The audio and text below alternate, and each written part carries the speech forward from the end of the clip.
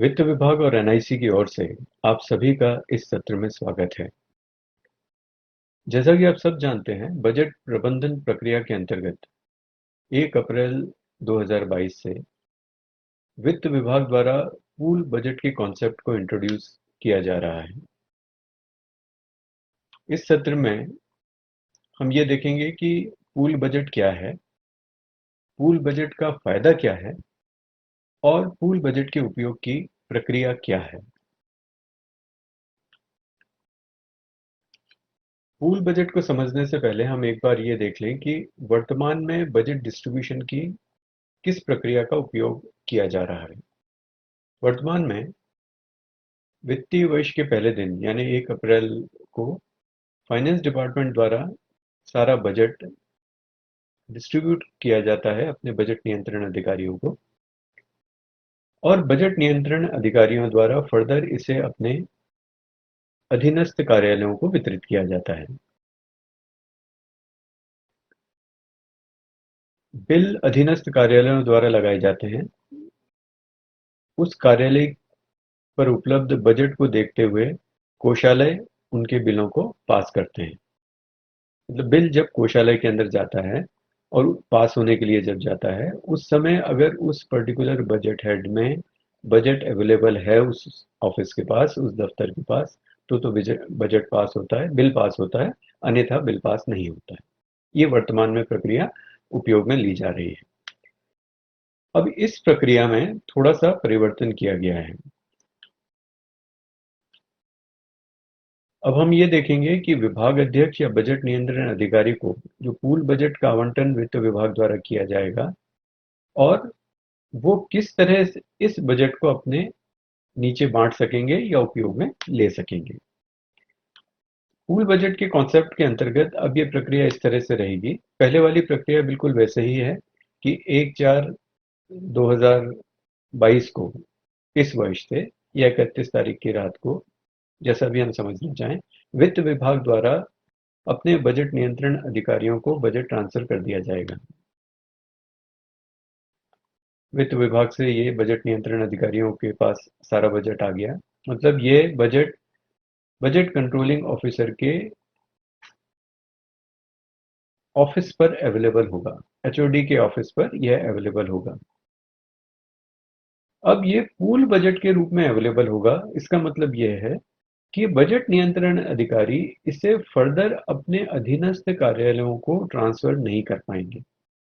सारा budget pool के रूप में बजट नियंत्रण अधिकारी के कार्यालय पर उपलब्ध होगा।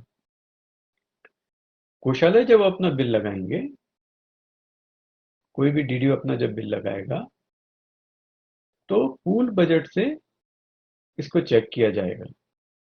सबसे अधिक फायदा इस बात का है कि किसी भी कार्यालय को अब बजट आवंटन का इंतजार नहीं करना पड़ेगा कि उसके कार्यालय को जब बजट आवंटित होगा तभी वह बिल लगा पाए, ऐसी कंडीशन अब नहीं है। अब कोई भी कार्यालय अपना बिल लगा सकता है। अगर पूल के अंदर बजट उपलब्ध है तो उसका बिल पास हो जाएगा। ये पूल बजट का सबसे इंपॉर्टेंट फायदा जो है, बेनिफिट जो है, वो ये है। प्रक्रिया इस तरह से रहेगी, जैसा मैंने अभी पहले बताया है, कि फाइनेंस डिपार्टमेंट से रात को 31 तारीख की रात को ही, या जिसको हम 1 तारीख की सुबह कहते हैं, बजट हस्तांतरित कर दिया जाएगा एचओडीज को, बजट नियंत्रण अधिकारियों को। बजट नियंत्रण अधिकारी 1 अप्रैल के बाद से अपने अधीनस्थ कार्यालयों को बजट हस्तांतरित नहीं कर सकेंगे। हालांकि बजट नियंत्रण अधिकारी के पास ये सुविधा है कि वे किसी और विभाग के एचओडी को बजट ट्रांसफर कर सकते हैं। जैसा कि हमें डीडीओ पावर जब डिक्लेयर होती है उस समय इसका उपयोग किया जाएगा। तो बजट मॉड्यूल के अंदर हम देखें तो जैसा आप इसका उपयोग हमेशा से करते आए हैं बजट डिस्ट्रीब्यूशन टू ऑफिसर्स के अंदर, यहाँ जो आपको सेल्फ ऑफिस दिख रहा है, अब ये ऑप्शन अवेलेबल नहीं होगा। बजट नियंत्रण अधिकारी अपने अधीनस्थ कार्यालय को बजट हस्तांतरित नहीं कर पाएंगे। हाँ, अदर ऑफिसेस का उपयोग भी कर सकते हैं। अदर ऑफिसेस को जब वो क्लिक करेंगे, अदर ऑफिस का कोड देंगे, अदर ऑफिसेस के सिर्फ एचओडी का कोड ही यहाँ एक्सेप्टेबल होगा, किसी अन्य कार्यालय का ऑफिस कोड यहाँ एक्सेप्ट नहीं होगा, सिस्टम एरर दे देगा। ये सिर्फ बजट नियंत्रण अधिकारी के एचओडी ऑफिस का कोड ही एक्सेप्ट करेंगे। इसमें प्रक्रिया इस तरह से रहेगी, जब बजट लॉगिन के अंदर हम बजट डिस्ट्रीब्यूशन ऑप्शन पे आएंगे, फाइनेंस के अंदर यहाँ बजट डिस्ट्रीब्यूशन है, बजट डिस्ट्रीब्यूशन में transfer pool budget to office, इस ऑप्शन को सेलेक्ट करना है। इसको सेलेक्ट करने के बाद ये नई स्क्रीन खुलेगी। यहाँ आप देख रहे हैं कि पूल बजट डिस्ट्रीब्यूशन, और इस स्क्रीन में यहाँ जहाँ पहले सेल्फ ऑफिस होता था, अब वो ऑप्शन यहाँ से हट गया है। अब सिर्फ बजट ट्रांसफर किया जा सकेगा या डिस्ट्रीब्यूट किया जा सकेगा अदर ऑफिस को, अदर पूल ऑफिस को। इसके अंदर वो बजट हेड भी सम्मिलित हैं जो लेटर ऑफ क्रेडिट के माध्यम से पहले जाया करते थे। अब वित्त विभाग द्वारा ये जो साख सीमा है लेटर ऑफ क्रेडिट की जो प्रक्रिया है, इसको समाप्त कर दिया गया है। तो अब जो बजट डिस्ट्रीब्यूट भी होगा वर्क्स डिपार्टमेंट को, जो फंड्स डिस्ट्रीब्यूट होगा वो भी इसी ऑप्शन के माध्यम से वो किसी भी निर्माण विभाग को बजट हस्तांतरित कर सकेंगे, वह भी उनके पूल अकाउंट के अंदर ही जाएगा। ये बजट मॉड्यूल के ऊपर प्रक्रिया रहेगी। कोषालय की प्रक्रिया ये एक दूसरा पार्ट है। तो बजट वाला पोर्शन जो बजट मॉड्यूल पे होना था उसको हमने अभी देखा। अब राजकोष मॉड्यूल पर कि जब बिल ट्रेजरी के अंदर लगते हैं तब वहां पर पूल बजट की क्या प्रक्रिया रहेगी उसको हम देखते हैं। बिल में यदि कोई भी बजट मद स्वयं के विभाग का है, यदि उसके विभाग का है या किसी अन्य विभाग का भी है, तो बजट चेक जो है उसके एचओडी के ऊपर जो बजट पूल के रूप में अवेलेबल है उससे बजट चेक किया जाएगा। इसको थोड़ा विस्तार से हम इस तरह से देखते हैं। उदाहरण के तौर पर एचओडी जिसका कोड 1090 है, जो directorate of treasury and accounts का हेड ऑफिस है, इसको हम लेके चलते हैं। यहाँ पर हम देखें तो ये HOD 1090 directorate of treasury and accounts, इसको पूल में सपोज इतना अमाउंट मिला हुआ है।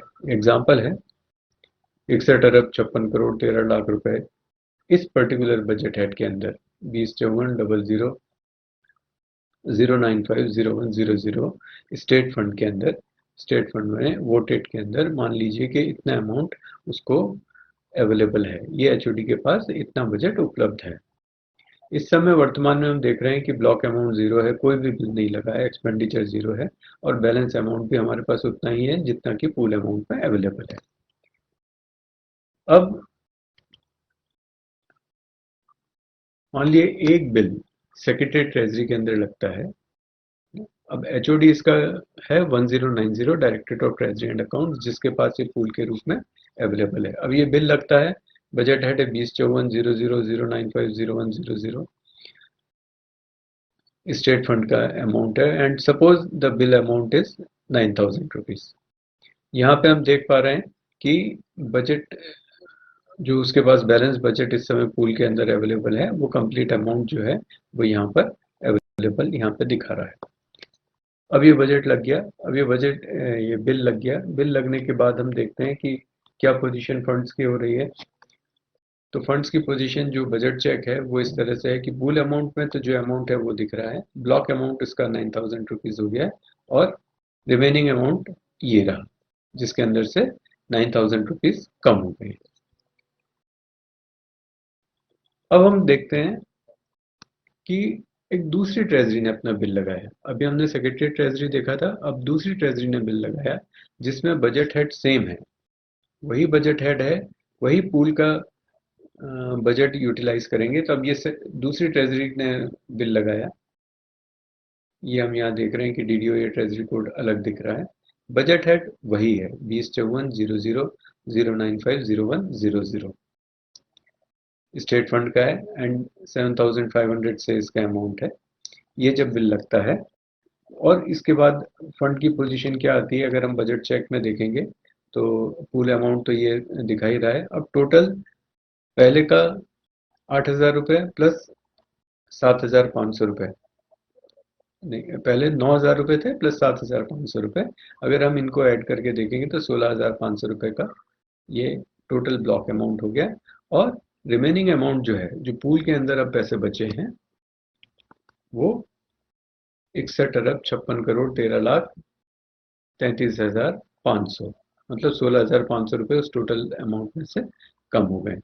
तो ये दिखा रहा है कि किस तरह से पूल से पैसा कम होगा और इंस्टेड लोकल जो उसके ऑफिस के अंदर है वो कोई बजट डिस्ट्रीब्यूट नहीं होगा, वो सिर्फ एचओडी के पास अवेलेबल बजट को ही चेक करते हुए बिल पास किए जाएंगे। अब एक दूसरा एग्जांपल देखते हैं कि सपोज बजट हेड सेम है और एचओडी कोई दूसरा है ना। जैसे इस केस के अंदर डीडीओ कोड कलेक्टेड है ना, collected DDO code collected Jhunjhunu का हमने केस लिया हुआ है। इसके अंदर बजट हेड सेम है 205400095010 और यहाँ पे दिखा रहा है कि बजट नॉट अवेलेबल, क्योंकि ये बजट हेड बेसिकली उसके डिपार्टमेंट का है ही नहीं। इसी तरह से जब वो बिल लगेगा, अगर इस हेड के अंदर वो बिल लगाता है तो यहाँ पे इनसफिशिएंट बजट हेड दिखाया जाएगा। यहाँ पे बजट सफिशिएंट बजट तभी होगा या पूल के अंदर अवेलेबल तभी होगा जब हम बजट मॉड्यूल से अदर ऑफिसेस को डिस्ट्रीब्यूट करेंगे। अगर कलेक्टेड झुंझुनू ऑफिस को, ये जो DM and collected Jhunjhunu office को ट्रेजरी एंड अकाउंट्स ऑफिस ने बजट ट्रांसफर किया होता तो जरूर यहाँ पर पूल के अंदर ये उपलब्ध हो जाता। तो ये ओवरऑल कॉन्सेप्ट है पूल बजट का। इसका सबसे अधिक फायदा यही है कि एक तो अब एलसाक सीमा समाप्त कर दी गई है, एलसी फाइनेंस डिपार्टमेंट पर अलग से जारी नहीं की जाएगी। इसको बजट नियंत्रण अधिकारी स्वयं, एचओडी स्वयं अपने स्तर से जब भी किसी निर्माण विभाग से काम है उनको वह हस्तांतरित कर सकेंगे, ट्रांसफर कर सकेंगे। और दूसरा, अब किसी भी कार्यालय को उसके खुद के ऑफिस को बजट मिले इसका इंतजार करने की आवश्यकता नहीं है। सभी जने अपने बिल लगा सकते हैं और पूल बजट के अंदर जो कि एचओडी के लेवल पे अवेलेबल है उसको यूज करते हुए जो बिल हैं वो पास कर दिए जाएंगे। तो ये ओवरऑल कॉन्सेप्ट था। इसमें अगर आपको कहीं कोई कंफ्यूजन है तो आप हेल्प डेस्क पे कांटेक्ट कर सकते हैं, ये उसके नंबर दिए हुए हैं, या ईमेल एड्रेस जो है ifms-rj@nic.in, इसके ऊपर भी आप अपनी मेल या क्वेरीज को भेज सकते हैं। बहुत बहुत धन्यवाद। Thank you.